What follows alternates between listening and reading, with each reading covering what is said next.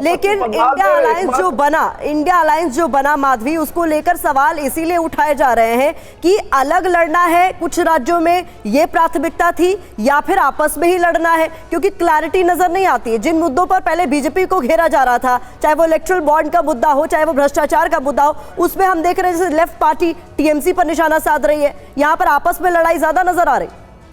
देखिए प्रतिभा जी, बड़ी अफसोस की बात है और हास्यप्रद भी है कि यहाँ देख रही हूँ कि इन लोगों का जो गठबंधन है वो राज्य में आकर तो लठबंधन हो जाता है और जब दिल्ली पहुंचता है तो फिर गठबंधन हो जाता है। ये दोनों एक दूसरे को कोस रहे हैं। 34 वर्षों के शासन काल में लेफ्टिस्ट ने जिस तरीके से पश्चिम बंगाल में राज्य किया, उसकी वजह से पूरी देश की जनता, पूरे पश्चिम बंगाल की जो जनता है वो यहाँ पे त्राहिमाम करने लगी। और यहाँ पे जो खूनी राजनीति का जो इन लोगों ने इतिहास रचा, उस खूनी राजनीति का जो परिवहन है आगे जाकर टीएमसी ने किया। और यही आप लोगों को हमेशा जो प्रो इलेक्शन और इलेक्शन पोस्ट इलेक्शन जो यहाँ पर वायलेंस देखने को मिलता है, उसका कारण क्या है? क्योंकि जो शिक्षा इन्होंने ली लेफ्टिस्ट से, और इन्होंने तो सारे के सारे वामपंथियों को ही भर लिया, उसके बाद में अपनी पार्टी बनाई और बनाने के बाद उन्हीं रणनीति को लेकर इन्होंने पश्चिम बंगाल की जनता को जो है वो शासन करने की कोशिश की। आज ये हालत है, मुझे हंसी आ रही है इनकी बात सुन के कि ये आपस में एक दूसरे पर आरोप लगा रहे हैं। माधवी जी, वो तो ठीक है, लेकिन उन्होंने एक आरोप यह भी लगाया कि केंद्र सरकार भेदभाव कर रही है पश्चिम बंगाल की सरकार के साथ, इसे टीएमसी मुद्दा बनाने जा रही है। देखिए, दिल्ली के मंच पे बैठ के ये लोग हाथ मिलाते हैं और यहाँ पर आकर बोल रहे हैं कि आपने ऐसा किया, आपने गड्ढे खोदे। और मैं एक बात बोलना चाहती हूँ कि यहाँ पे टीएमसी के जो प्रवक्ता बैठे हैं, उन्होंने अभी अभी कहा कि यहाँ पे एक महिला मुख्यमंत्री है। जी हाँ, बहुत अच्छी बात है कि आपको याद आ गया कि एक महिला मुख्यमंत्री है और इतनी सारी महिलाओं के साथ में यहाँ पर शोषण होता रहा और आप लोग देखते रहे। एक महिला मुख्यमंत्री होने के बाद भी और उसके बाद में जिस तरीके से उसकी गिरफ्तारी हुई है वो भी पूरे देश ने देखा कि वहां पे पहले तो प्रशासन ने कोशिश की कि उसको किस तरीके से बचाया जा सके। जब कहीं से भी उनका, जब हाई कोर्ट ने कहा कि भाई पकड़ना अब अनिवार्य है, पकड़ना ही पड़ेगा, तब वो जिस तरीके से धाक जमाते हुए आया आरोपी, ये तो पूरे देश की जनता ने देखा। मैं यही कहना चाहती हूँ कि एक महिला मुख्यमंत्री है तो एक मुख्यमंत्री होने के नाते उनको महिलाओं का यहाँ पे संरक्षण करना चाहिए था, ना कि अपराधियों का संरक्षण करना चाहिए था।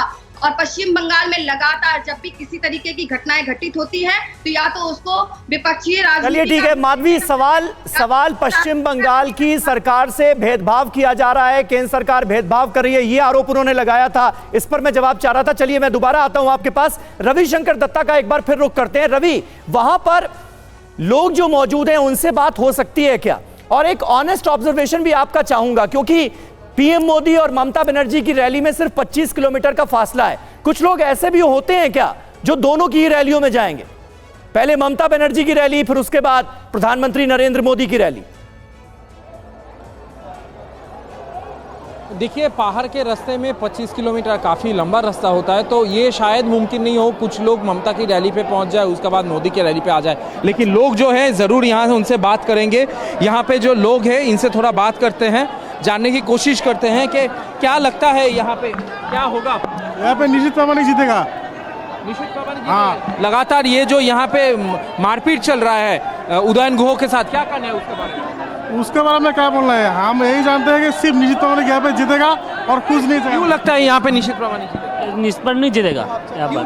क्यों जीतेगा? वो अच्छा करता है, अच्छा काम किया, काम अच्छा किया, हाँ बहुत काम किया, बहुत कम। एयरपोर्ट ओपन किया है उन्होंने और क्या काम किया? गरीब का साथ है, हमारा हिंदू का साथ है, उदयन का हमारा साथ नहीं है। वो गुंडा है, हम लोग को नहीं देख पा रहा है वो। हाँ, निश्चित प्रामाणिक अच्छा काम किया। हाँ अच्छा काम कर रहा है, हिंदू के साथ है। अच्छा, आपसे भी थोड़ा पूछना चाहेंगे, यहाँ पे अगर आप लोग कह रहे हैं कि बीजेपी जीतेगा, कोई कारण है? जीतेगा, 100% जीतेगा। बीजेपी जीतेगा, इसका हजार कारण है। बोलिए एक कारण। देश डेवलप्ड हो रहा है, अर्थनैतिक परिस्थिति बहुत ज्यादा हो गया है, 5 नंबर में पहुंच गए। और क्या चाहिए हमको? भाता नहीं चाहिए, हमको काम चाहिए, काम भी होएगा। दीदी जो पैसा दे रहा है नहीं चाहिए, हमको भीख नहीं चाहिए, हमको काम चाहिए, हम लोग डेवलप चाहिए, हमको भीख नहीं चाहिए। अच्छा, तो चलिए देखिए यहाँ पे ले गया टाटा ने, तमिलनाडु ले गया टेस्ला ने, सैमसंग ले गया कर्नाटक में, बेंगल में क्या मिला? भाता मिला। भाता नहीं चाहिए, हम लोग को काम चाहिए, हम लोग डेवलप चाहिए। यहाँ पे साफ ये जाहिर हो रहा है कि लोग यहाँ पे कह रहे हैं ममता बनर्जी जो अलाउंस दे रहा है अलग अलग मुद्दों पे, अलग अलग प्रोजेक्ट पे, उनको ये नहीं चाहिए, उनको काम चाहिए। क्यों टाटा पश्चिम बंगाल छोड़ के चले गए? क्यों टेस्ला तमिलनाडु पे चले गए? क्यों यहाँ पे इन्फोसिस अपना जो फैक्ट्री है वो, जो IT हब है वो सेटअप नहीं कर पाए? ये सारे मुद्दे यहाँ पे उठा रहे हैं। ठीक है, प्रधानमंत्री मोदी की रैली में मौजूद लोगों का क्या कहना है, ये हमारे संवाददाता रविशंकर दत्ता ने उनसे बात कर आपको बताया। स्वयं प्रकाश पुरोहित जी, इंडिया अलायंस की तरफ से इस पूरे चुनाव में जो मुद्दे गिनाए जा रहे हैं, क्या उन मुद्दों पर बात आप लोगों की ओर से की जाएगी? क्योंकि साथ तो आपने लिया नहीं, अकेले लड़ रहे हैं, या कुछ और मुद्दे रहने वाले हैं? क्योंकि संदेश खाली का मुद्दा बीजेपी ने सबसे बड़ा मुद्दा पश्चिम बंगाल के लिए तैयार रखा है, जिस पर वो बात करेंगे। जी जी, देखिए, संदेश खाली का जो मुद्दा है, संदेश खाली के जो आरोपी है, चाहे वो शिबू हजरा हो, चाहे साजिद शेख हो, चाहे जो भी व्यक्ति आरोपी है, 20 से ज्यादा आरोपियों को गिरफ्तार पश्चिम बंगाल सरकार की पुलिस ने किया है। पहले को तो ये ध्यान रखना चाहिए। इसलिए ये मुद्दे के ऊपर अगर उनको राजनीतिक रोटियां सेकनी है भारतीय जनता पार्टी को, वो सेके, मोदी जी सेके, मगर पश्चिम बंगाल के साथ जो सौतेला व्यवहार, 18 लोकसभा एमपी चुन, पुरोहित जी, एक मिनट, मेरी बात जिक्र मैंने किया। 1 मिनट पुरोहित जी, संदेश खाली पर आप इतनी आसानी से नहीं निकल सकते ना। आपने कहा कार्रवाई हुई, पुलिस ने गिरफ्तार कर लिया। पुलिस ने कब गिरफ्तार किया? कब गिरफ्तार किया पुलिस ने? जब शाहजहां शेख पर कार्रवाई होती है, महिलाओं में भरोसा जगता है कि अब उनके खिलाफ बोला जा सकता है, विद्रोह होता है, फिर बीजेपी वहां पर प्रोटेस्ट करती है, तब आप लोगों ने एक्शन लिया है। शिबू हजरा भी उससे बड़ा आरोपी था वहां पे, उसको भी गिरफ्तार किया गया, मगर भारतीय जनता पार्टी वाले शाहजहां से कई नाम लेती है। ये दुर्भाग्य का विषय है कि इनको धर्म के ऊपर राजनीति कर दी है। हम धर्म और जाति, आप अभी भी नहीं मानते कि संदेश खाली पर एक्शन लेने में आपको बहुत देर हो गई?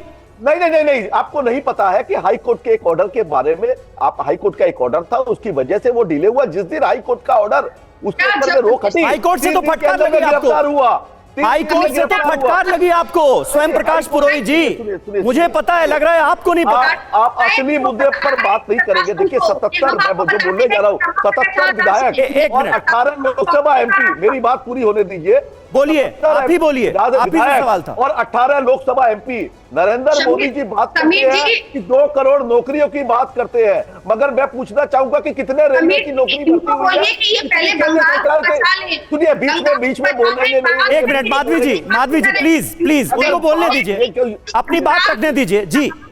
संदेश खाली को लेकर जो सवाल था वो मैंने पूछ दिया उनसे, अब उनको अपनी बात पूरी करने दीजिए। हाँ, मेरा बोलने का मतलब है, देखिए वहाँ की जो ये बीच में अगर बोलेगी तो मैं इनके बीच में नहीं बोला।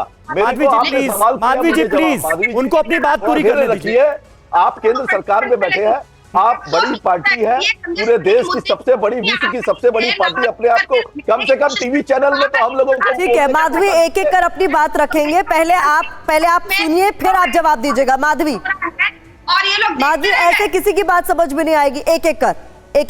ठीक है पुरोहित जी। जी देखिए, प्रतिमा से मैं यही कह रही हूँ कि एक महिला, माधवी पहले उनको अपनी बात पूरी कर लेने दीजिए, फिर मैं आपका रुख करूँ। संदेश खाली का मुद्दा दुर्भाग्यजनक था। जो भी आरोपी है उनको गिरफ्तार किया गया, उसके लिए जो भी कार्रवाई करनी चाहिए, अगर उसको फांसी चढ़ाना है, कानून जो अपना काम है वो करेगा। मगर पश्चिम बंगाल से जो भारतीय जनता पार्टी के जनप्रतिनिधि चुन के गए 18, मैं पूछना चाहूंगा 18, मैं जनता को, बंगाल की जनता उनसे पूछेगी कि आप लोगों ने कितने रोजगार दिए? आप 18 लोगों ने, 18 लोग जो लोकसभा में गए हैं, कितने रोजगार उत्पन्न करवाए इन्होंने पश्चिम बंगाल के लिए? कितने रेलवे में भर्ती की? अब की बार 2 करोड़ नौकरियों की हर साल, मतलब 20 करोड़ नौकरियां पश्चिम बंगाल के कितने युवाओं, कितने, आज देखिए आपने अभी वहां पे भारतीय जनता पार्टी के जो लोग बैठे हैं, जहां पे मोदी जी की रैली होनी है, वहां पे आपके मीडिया बाइट लिया, उन्होंने क्या कहा कि हम बेरोजगार है, हमारे पास रोजगार नहीं है। मुख्य मुद्दा बेरोजगारी है इस देश का। 43-44% लोग बेरोजगार है। अरे तो थोड़ी बेरोजगारी तो आप भी खत्म कर सकते थे पश्चिम बंगाल। हम तो इतने सालों से सरकार है आपकी।